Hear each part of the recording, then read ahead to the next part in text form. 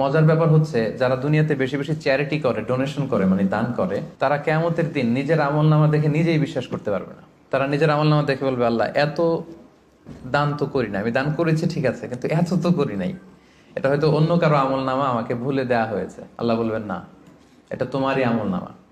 কামা ইউরাব্বি আহাদুকুম ফুলুবাহু, সহিহ বুখারীর বর্ণনা।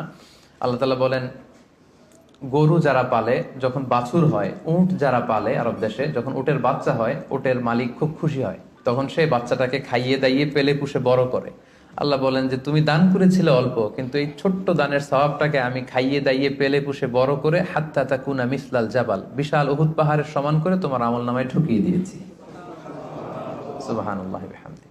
তো ওই সময় যে যদি আপনি বিশাল বিশাল পাহাড়ের সমান সওয়াব দেখেন, আপনি কি সারপ্রাইজ হবেন না? হ্যাঁ, এটা হচ্ছে দ্য বিগেস্ট সারপ্রাইজ। অবাক হয়ে যাবেন আপনি যে দিয়েছিলাম তো 10 রিঙ্গিট, দিয়েছিলাম কত, এখন দেখি যে 10 মিলিয়ন রিঙ্গিট হয়ে গেছে। সুবহানাল্লাহ ওয়া বিহামদিহি। সো এটা হচ্ছে এই অপরচুনিটি গুলো লুফে নেয়ার মাস।